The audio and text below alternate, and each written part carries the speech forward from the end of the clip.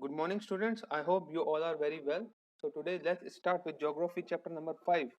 And the name of this chapter is Major Domains of the Earth. Very simple, very easy topic. Let's start with the introduction. The Earth, it has the three major spheres or the zone, or the Earth is being divided into three major zones and sphere, which are first is the lithosphere or the land, hydrosphere, which is the water, and the third is the atmosphere, which is the air. Let's move forward. Let's discuss the lithosphere first. Okay, it is the uppermost layer of the earth, or it is the uppermost solid layer of the earth, which is made by or which is formed by the rocks and the soil. And the top layer of the lithosphere is known as the crust. And out of the total area of the earth, if we want to divide, then 71% is covered by water, and the remaining 29% is being covered with the land. There is a vast water surrounding on the earth or the land mass or on the land mass, which is known as the oceans. And if we want to know that all the oceans, they are interconnected with or the interlinked with each other, so the level of water or the water level remains same almost everywhere. And this level of water is also known as sea level. If we want to know the height or the depth of any point which is situated on the lithosphere, then we can measure it with the help of sea level reference. Mount Everest, it is the highest point on the surface, which is 8,848 meters above the sea level. And if we talk about the deepest point, which is situated, which is on the lithosphere, then the deepest point on the lithosphere is the Mariana Trench in Pacific Ocean, which is 11,034 meters below the sea level. Okay, now let's talk about the various continents of the lithosphere. We all know that there are seven major continents situated on the earth. They are Asia, Europe, Africa, North America, South America, Australia, and the Antarctica. Let's start with the Asia. It is the largest continent situated on the earth's surface, and it is almost one third of the earth's total landmass, or the one third of the earth's total landmass lies in this continent, and it extends from eastern hemisphere and northern hemisphere, or it is covers the eastern and the northern hemisphere. And if we talk about the connection between area and Europe, then though both these continents, these are separated by, or they have Ural Mountain, Caspian Sea, and the Black Sea between them. And the Asia continent is surrounded by ocean from three sides: Arctic on the north, Indian Ocean in the south, and Pacific Ocean in the east. And China and India are the two major populous country of the Asia continent. Second, the Africa. It is the second largest continent of the world, and the equator, which is the imaginary line which divide Earth into two major parts. It passed through the middle of the African continent. The major part or the major area of the Africa continent lies above the equator or lies on the north of the equator, and also the two major points, that is Tropic of Cancer and Tropic of Capricorn, also passes through Africa. Now here comes the diagram of the lithosphere. Here you can see, starting from the top right, this brown part is the brown part, and the second, which is 2900 kilometer deep, this is known as the lithosphere. Mantle, core, inner core, etc. things will study afterwards. Okay, so this is the diagram of the lithosphere. In the left down corner, you can imagine this as the Earth. And to explain this better, it is the means this part, the middle part of this page is shown as the diagram or is shown as the different parts which you can say as the lithosphere, which is the crust and the upper solid mantle. Okay, let's move forward. Let's talk about the other continents, means the North America.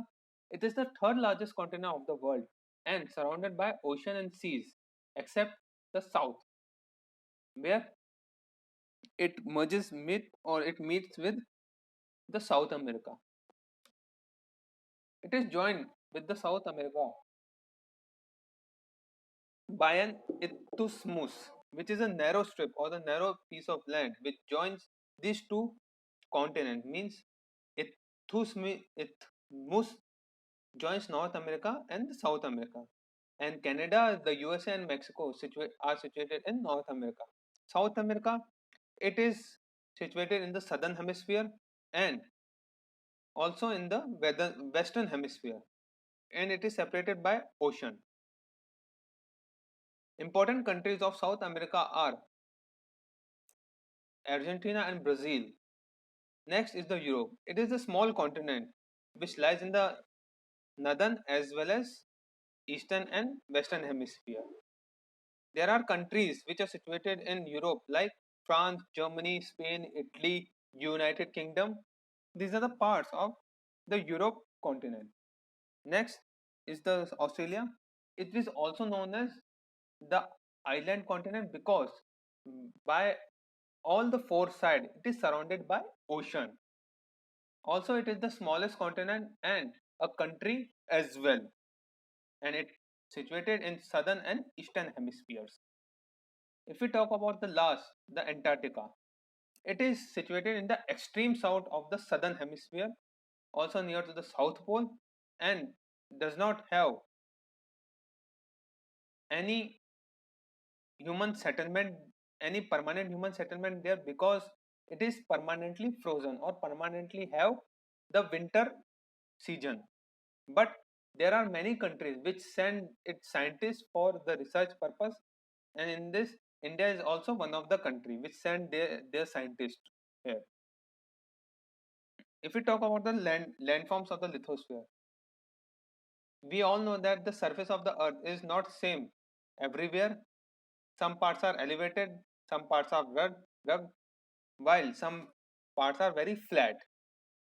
If we talk in other words, then earth have many different kinds of landform which can be seen.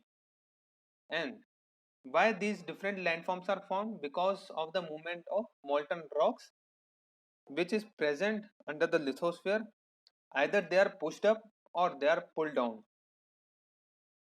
and due to this movement different landforms are formed. And due to depending on the various elevation and slope, landform is divided into three major parts. First is mountain, second is plains, and third is plateau. Okay, let's talk about the mountains. It is a conical mass of land rising to much greater height than the surrounding area. What are mountains? Firstly, they are the conical mass of land, means a conical shape of land which rise up to a greater height than the surrounding area. Okay, and the pointed top of the mountain is known as peak. And generally mountains are found in a chain or a line which is known as the range of the mountain. Some major mountain ranges are the Himalayas in Asia, Alps in the Europe, Rockies in the North America, and the Andes in the South America. These are some major famous mountain range of the world. Mountains are of basically three types. There are three types of mountains. First is fold mountain, second is block mountain, and the third is volcanic mountain. Okay, what are fold mountains? These are formed, means how they are formed. These are formed when the part of earth surface or a particular area of the earth surface is pushed up from the winkles. Means a particular part of the earth is pushed up then it is known as fold mountains. For example, Himalayas, Alps, Rockies, these are the fold mountains. How mountains are useful to us? Basically, this is the mountains are not place where people can live easily. And there, if we talk about the frozen mountain, means the glacier. What are glacier? The large masses of moving ice which moves down to the slope at a high mountain. It when it comes to a lower area, then it melts and it turns into a river. Okay, means basically glacier when comes to a lower height, it melts down and turns into a river. So we can have the drinking water from this place.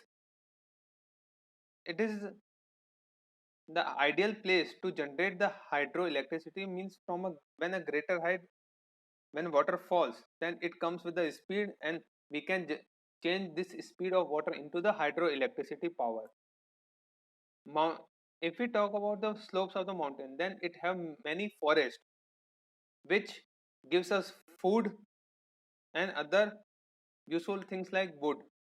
Okay, there are many tourists which visit the mountain areas to enjoy the scenic beauty of that place and to take up with the various adventure sports like skiing, mountaineering, and whitewater rafting.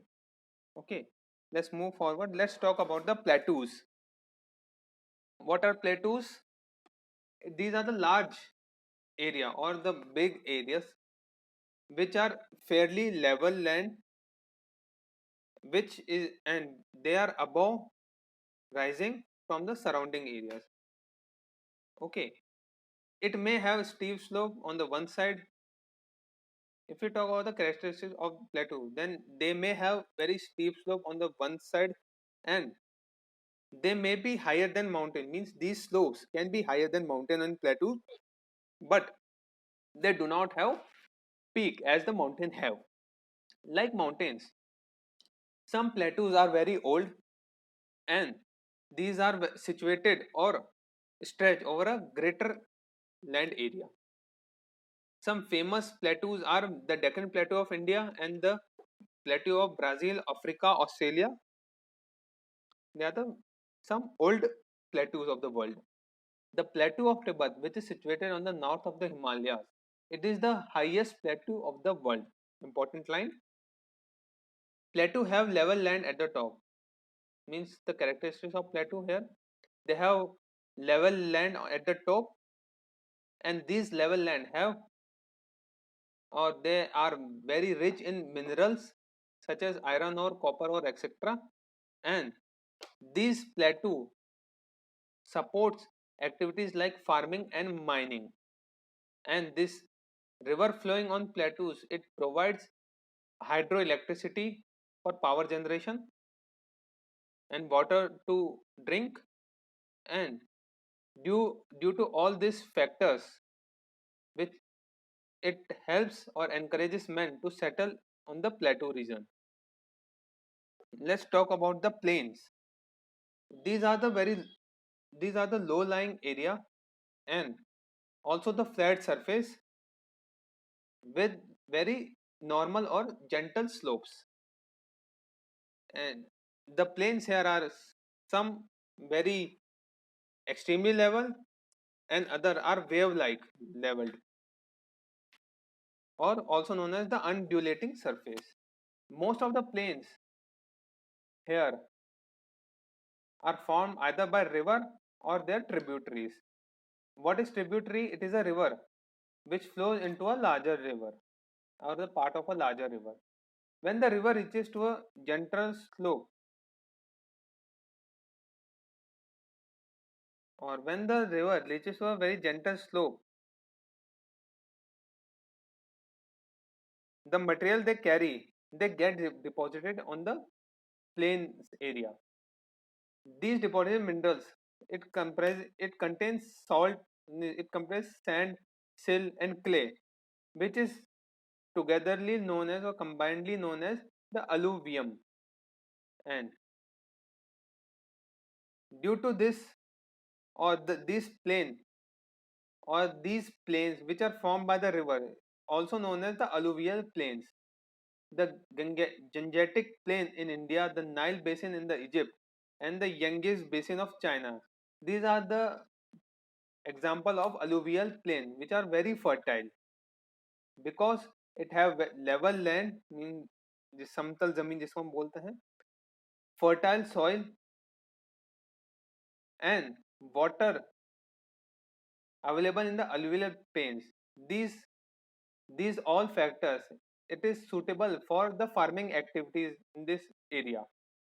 People settle here because of this facility since the old time or the ancient time, and trading or the trade also flourish, also means also grown here because of these settlements. And we can say that the road transport is built here because the flat land is available. And if we talk about the water transport, then the boats can also flow easily. Let's move forward. The hydrosphere, it consists of water on the surface and also on the below of the surface or below of the earth's surface, and as well as in atmosphere. In hydrosphere, water is present in three phases: on the earth's surface, below the earth's surface, and on the atmosphere. And hydrosphere include all the ocean, sea, river, ice sheet, underground water, and the water present in the vapor form in the atmosphere. Okay, ocean and sea have salt water, not good for drinking, while river have fresh water, which is suitable for drinking.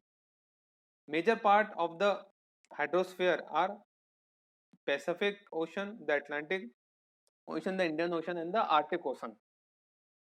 And these all four oceans combine more than 80% of the total area of the earth covered by the water. If we talk about the southern hemisphere, then most of the southern hemisphere area is covered by ocean and sea, and northern hemisphere is basically where we find the land masses. And the southern hemisphere, because of mostly covered by ocean and sea, then also known as, mean the southern hemisphere is also known as the water hemisphere. Here you can see the diagram. On the left you can see the iceberg which melts to form water. Here on the top right corner you can see a waterfall. Second left, or in the middle left, you can see the sea waves, and in the bottom you can see the sea beach, means the or the ocean beach. And in the middle right corner you can see the image which is being taken from under the sea. Okay, let's move forward. Let's talk about the different hydrosphere available, or sorry, the different oceans being available. Let's talk about the Pacific Ocean. It is the world's largest ocean. It covers almost the one-third area of the globe, and the greatest or the deepest point on the Earth's surface, which is the Mariana Trench, is present here. Let's talk about the Atlantic Ocean. It is the second largest of the world and almost half of the Pacific Ocean.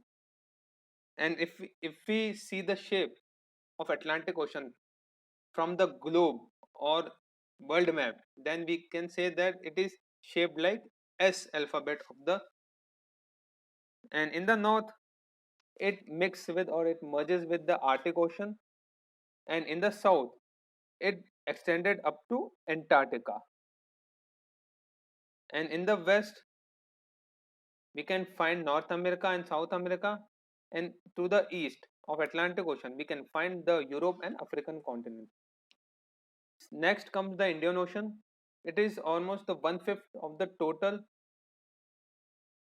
or this ocean covers the one-fifth of the total area under ocean and sea, and it is shaped in triangular. Okay, and in the north Asia continent is located, and India is located just above the Indian Ocean or on the head of the Indian Ocean. Next is the Arctic Ocean. It lies on the north of the North American continent. It is located inside the Arctic Circle and is surrounded by the North Pole. Because it is very closely situated to North Pole, it is remain frozen throughout the year, or it is covered with ice on all 12 months of the year. Let's talk about the atmosphere.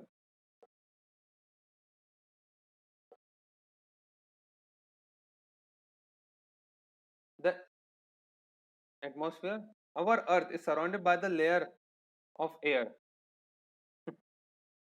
Our mother earth where we live, it is surrounded by the thick layer of air which is known as atmosphere, and the same layer, it extends from for up to 1000 kilometers above the earth surface, means from earth surface to till 1000 kilometer above. And if we talk about the lower part of the atmosphere which is close to earth, means the that part of atmosphere which is very close to earth, it have much air density than the upper part.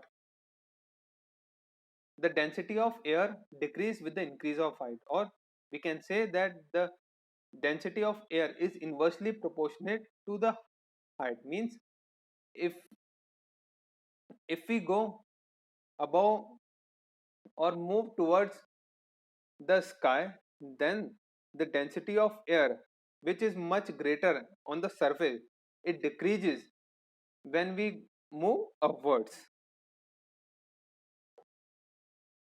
Constituents or what it mixed up with the atmosphere.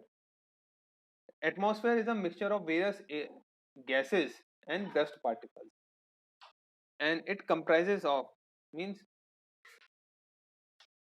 in atmosphere it has 78% of the nitrogen, 21% of the oxygen, and 1% of other gases like carbon, argon, and other various gases. There are other many gases which are found in many smaller quantities, but they are equally important to us. If we talk about, for example, water vapor, which is also present with other gases in the atmosphere, but without water vapor, you cannot imagine of rain and snowfall. Okay, the dust particle in air are also equally important because they act as the core, or they act as a mediator, due to which water vapor condenses. Nitrogen, which is 78%, it is required by the various forms so that fertility of the soil is maintained, and due to which it helps with the plant. Oxygen, which is 21%, it is used for breathing by all living beings, and plants also uses oxygen to manufacture their food in the presence of sunlight, which is known as the photosynthesis process, and oxygen helps to keep the earth warm. Other gases like ozone, which is found in atmosphere, it prevents earth from the harmful ultraviolet rays of the sun. Okay, let's move forward. There are basically the four layers in the atmosphere. First is troposphere, starting from the bottom, then stratosphere, then mesosphere, and the thermosphere. I will show you the diagram in the next slide. Let's talk about the atmospheric pressure. Air has weight, which is exert or which exert its pressure on the earth's surface. Air which we cannot see, which we but we can feel that the air is present. We cannot feel the air pressure because there is a against pressure which is provided by our body.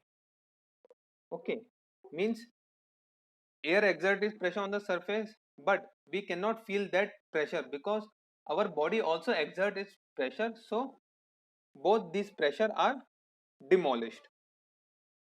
The atmospheric pressure, it changes or it varies from place to place. Okay, and also it is different on different height. As earth is near to as the air which is near to the earth's surface, the air pressure will be high, and if we go to the height, then the air pressure will decrease with the increase in height, which I have already explained you. And the thickness of the air gets thinner, or the air gets thinner with the increase in height. Here you can see the diagram of the atmosphere, starting from the bottom, troposphere, which is 8 to 12 kilometers, where aeroplane flies.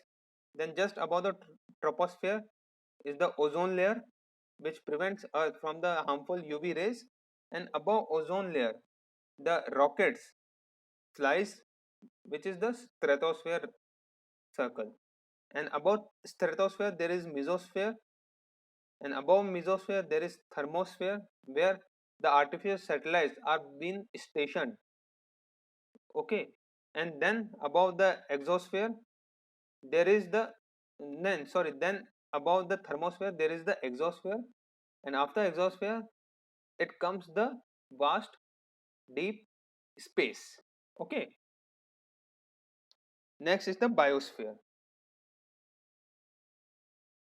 If we talk about a biosphere, then it is the very narrow zone where all other spheres like lithosphere, hydrosphere and atmosphere comes in contact with each other. Means biosphere is the junction point, or is the meeting point of lithosphere, hydrosphere and atmosphere.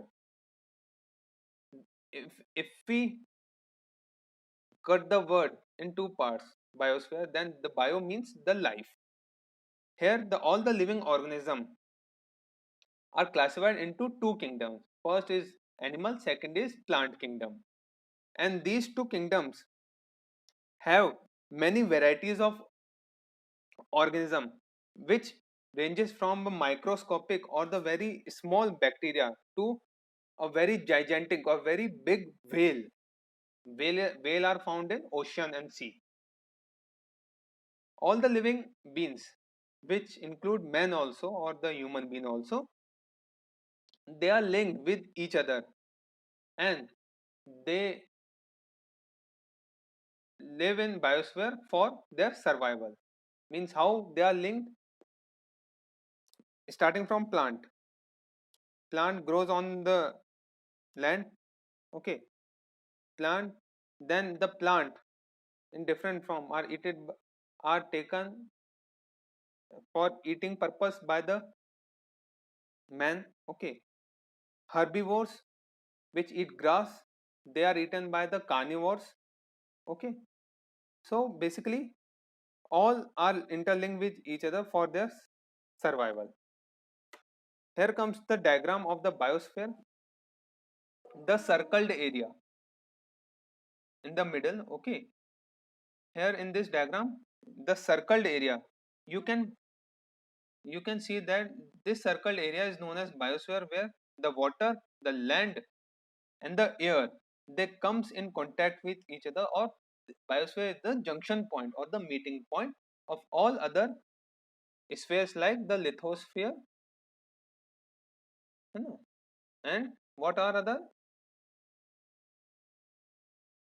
the lithosphere, and next, come on, lithosphere, hydrosphere and the atmosphere. Man and the environment, the relationship, the surrounding in which, or the place in which we live, is known as our environment. Now the next topic is man and the environment. The surroundings or the place where we live is known as our environment. The environment includes all the living things present here, and the land, air and water. Okay, nature functions in very different way to maintain its balance. For example, some water of the water some water of the hydrosphere, then it may evaporate, thus moving in the atmosphere. Then the excess of water vapor in the atmosphere, it becomes cloud, which eventually the rain occurs, and the that rain, that water again come to the ground on the sea, it again evaporates, again cloud, again rain. So this process continues so that the nature maintain its various balance. If the environment is disturbed or environment is harmed very much, then some permanent and harmful changes which is not suitable in any way can take place. The process of damaging the environment is known as the polluting or pollution of the environment. Means if the environment is damaged in any way or in any cause, then it is said that the environment is being polluted. If we wish to maintain the balance in the nature, or if we want to maintain the balance of the nature properly, then we must use our available resources very wisely. For example, do not waste water, because there are many areas where there is scarcity, or the water is not available even for the drinking purpose. So if you are getting the enough water or the extra water, so it is not that you must, it is not that you must disturb it or waste it too much, because everyone needs the water to drink and for survival. Okay, we must try to check and keep pollution level of land, air and water under control. It says that the pollution level of land, air and water. In air, harmful gases by vehicles, factories, exhaustion. So to decrease the pollution, we can say that, or we can do like to use public transports, for example, so that air pollution from vehicles is minimized. Land pollution means not to dump any our waste here and there. There must be a particular land area which is dedicated to just to dump the waste, so that waste is taken from our home and dumped at that place only. No other place is used as the dumping ground. And in water, we must not waste water, and we must utilize the water in a proper way, so that everyone gets water to drink and for survival. So student, here comes the end of this chapter. I hope you have understood it. To avoid confusion, read this chapter, listen to this video again and again, so that you can understand it chapter very well. And while reading and listening to this video, you must be focused on this chapter, on this video only. Okay, so take care and thank you very much.